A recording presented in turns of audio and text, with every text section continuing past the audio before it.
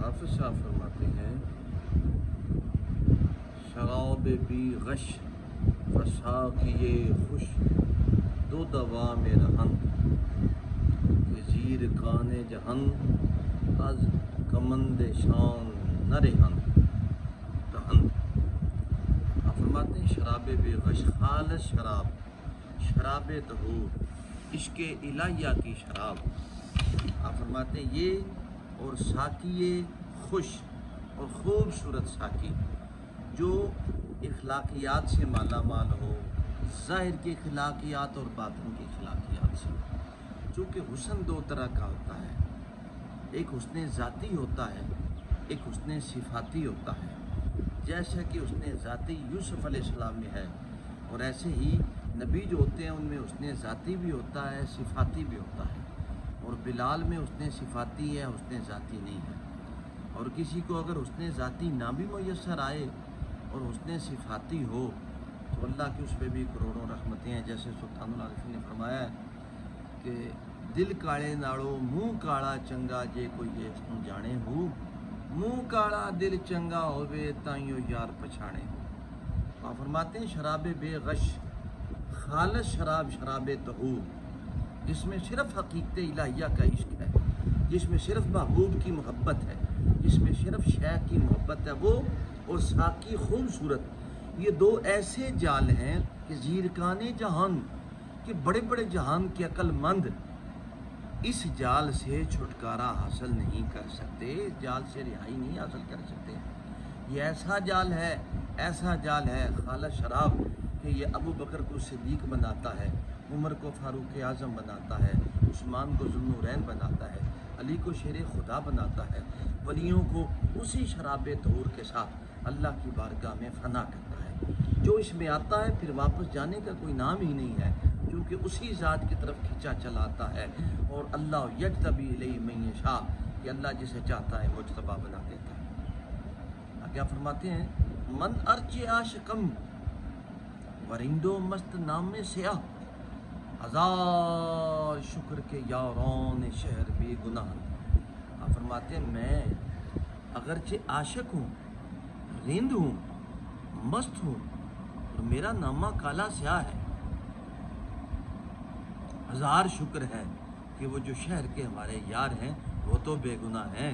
چونکہ ہم رند ہیں، مست ہیں، ہمارے نامہ اعمال میں سوائے شراب طہور کے ڈھونڈ کے کچھ نہیں ہے، نہ نماز ہے، نہ روزہ ہے، نہ عبادت ہے، نہ حج ہے۔ جیسے فخر الدین عراقی فرماتے ہیں سنما رہے کلندر سزدر بمن نمائی کہ دراز دور دیدم رہو رسم پارسیا۔ فرماتے ہیں میرے محبوب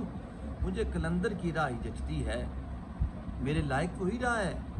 یہ جو عبادت کی راہ ہے یہ بڑی دور دراز ہے، لیکن اپنی مرضی سے کسی راہ کو چنا نہیں جا سکتا، ٹھیک ہے، اس لیے جو محبوب چلائے جس راہ پہ اسے۔ فرماتے مبین حقیر گدایان عشق را کائین قوم شاہان بھی کمرو خوش روان بھی کلاہن۔ آپ فرماتے ہیں عشق کے گداؤں کو، عشق کی راہ پہ چلنے والوں کو حقیر نہ سمجھ کے یہ ایسی قوم ہے بغیر کمر بند کے، یہ جو کمر باندھتے تھے بادشاہ اپنی کمر پہ، فرماتے ہیں بغیر کمر بند کے بادشاہ ہیں، بغیر تاج کے بہت بڑے تاجور ہیں، ان کے تاج نہیں نظر آتے، پھٹے پرانے ان کے کپڑے ہوتے ہیں، جیسے حضور نے فرمایا کہ یہ لوگ ایسے ہیں تمہارے گھروں کے باہر تم دیکھو تو دھکے مار کے نکال دو، لیکن اللہ کے نام پہ اگر وہ کسی بات پہ قسم اٹھا دیں خدا ان کی قسم پوری فرما دیتا ہے۔ فرماتے ہیں غلام میں ہمت دردی کشان یک رنگم نہ انگرو کہ ازرق لباس و دل سیاہن۔ آپ فرماتے ہیں ہم ان درد کشان ہوتا ہے جو جام میں بچ جائے، نیچے گھونٹ رہ جائے، تل چھٹ جسے عموماً پانی شانی بنانے کے بعد گرا دیا جاتا ہے، تو وہ جو یہ تل چھٹ پینے والے ہیں ہم انہی کی ہمتوں کے غلام ہیں کہ وہ ایک رنگ ہے، وہ اوپر سے اور اندر سے اور نہیں ہے، ان کا ظاہر اور باطن اور نہیں ہے، ان کا کال اور حال اور نہیں ہے، وہ ایک یک رنگ ہے۔ آپ فرماتے ہیں وہ گروہ نہیں کہ ان کے لباس تو زرق برق والے ہیں اور دل سیاہ ہے، بلکہ وہ ظاہر باطن میں ایک جیسے ہیں، ان کے جیسے چہرے ہیں، اندر سے بھی ویسے ہیں۔ اللہ تعالیٰ نے ان کے کال حال کو درست فرما دیا، یا انہوں نے اپنی کوششوں سے اللہ کے فضل سے درست کیا۔ آپ فرماتے ہیں قدم منے بے خرابات جز بے شرط ادب، یہ سال کان درش محرمان پادشاہن۔ آپ فرماتے ہیں خرابات کے اندر ادب کی شرط کے سوا خرابات درگاہ عالیہ کو کہتے ہیں، جہاں پہ شراب طہورہ پلائی جاتی ہے، وہاں پہ قدم نہ رکھ سوائے شرط ادب کے، اس لیے کہ سالکان اس در کے سالک جو ہوتے ہیں بادشاہوں کے محرم راز ہوتے ہیں۔ ان درگاہوں پہ بیٹھنے والے جو کچھ نظر نہیں کبھی آتے، وہ محرم، وہ بادشاہوں کے، وہ اسرار الہیہ سے جو آشنا ہے ان کے محرم راز ہوتے ہیں۔ اس لیے خرابات میں شرط ادب کے بغیر قدم نہ رکھ، درگاہ عالیہ پہ ادب کے بغیر اپنی مرضی نہ کر، یہاں پہ صرف ادب ہوگا، احترام ہوگا اور اپنی مرضی کی نفی ہوگی، تبھی لا الہ الا اللہ ہوگا۔ جب آپ ادب نہیں کریں گے، ادب کیا ہے کہ آپ نے جو شیخ نے کہا صرف ظاہراً ہاتھ باندھ لینا ادب نہیں، ظاہراً دو زانوں بیٹھ جانا ادب نہیں، باطن میں جا کے پیچھے جا کے سارے وہ کام کرنا جو شیخ نے منع کیا، ایسے بندے کو منافق کہتے ہیں، ایسے بندے کو اور کچھ نہیں کہتے۔ ایسا بندہ کیونکہ اپنے اعمال سے ہی انسان اپنی قسمت بناتا ہے، جزا سزا صرف اپنے اعمال ہوتے ہیں۔ جب آپ برے کریں گے، شیخ کی نہیں مانیں گے،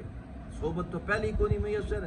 اور ادب بھی کو نہیں، درگاہ پہ آیا کبھی کسی کو ڈانٹا، کبھی کسی کو دیکھا، کبھی کسی کی طرف، یہ بھی نہیں ہونا چاہیے۔ جب ادب آئیں درگاہ پہ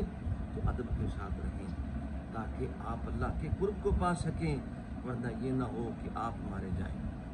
فرماتے ہیں جناب عشق بلند دست ہمتی حافظ، عشق کی بارگاہ بڑی بلند ہے، ہمت کر حافظ ہمت، کہ عاشقان رہے بے ہمتاں بے خود نہ دہن، کہ جو عشاق ہوتے ہیں، اہل نظر ہوتے ہیں، یہ بے ہمتوں کو اپنی طرف نہیں آنے دیتے۔ یہ بے ہمتوں کو، جن میں ہمت نہیں ہوتی، وہ ہمت کیا ہے، وہ حوصلہ کیا ہے، اللہ کی طرف چلنے کا، اللہ کے راستے میں تکلیفیں اٹھانے کا، ابتلاء و آزمائش کو قبول کرنے کا، چاہے وہ غربت کی ابتلاء و آزمائش ہو، چاہے وہ گناہوں سے بچنے کی ابتلاء و آزمائش ہو، چاہے لوگوں کو کا برا بھلا کہنے کی ابتلاء و آزمائش ہو، چاہے کشف و کرامات سے محفوظ رہنے کی ابتلاء و آزمائش ہو، ان ساری چیزوں سے بچنے کے نام کو ہمت کہتے ہیں۔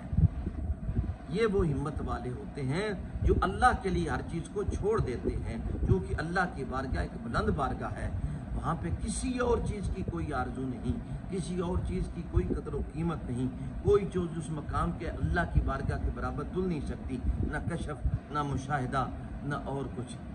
اس لیے آپ فرماتے ہیں بے ہمتوں کو یہ عشاق جو ہے اپنے قریب نہیں آنے دیتے، انہیں اپنے پاس پھٹکنے نہیں دیتے، کیونکہ ان کی ہمت، ان کی بے ہمتی دوسروں کو بھی خراب کرتی ہے۔ ایسے بے ہمتوں کی اس دنیا میں کوئی جگہ نہیں جو تھوڑا سا چلیں تو پریشان ہو جائیں، اوہو ہمیں ملا کچھ نہیں، تھوڑا سا چلیں تو کشف کی آرزو، مشاہدے کی آرزو، حضوریوں کی آرزو، سمجھو کچھ پانے کی آرزو، رزق کی آرزو، دنیا کی آرزو، پھر یہ ساری چیزیں آخرت کی، کہ مرنے کے ساتھ نہ کشف جائے گا نہ مشاہدہ جائے گا، ایک آپ کی ہمت اور محبت الہیہ جائے گی۔ اس لیے یہ جو درویش ہوتے ہیں یہ بلند ہمت ہوتے ہیں اور ہمت والے کی طرف جاتے ہیں۔ اس لیے آپ فرماتے ہیں بے ہمت کے ساتھ نہ ہو، بے ہمت کو یہ قریب بھی نہیں عشاق آنے دے، ہمت کو بلند رکھ اے حافظ، تاکہ تو خدا کا قرب پا سکے۔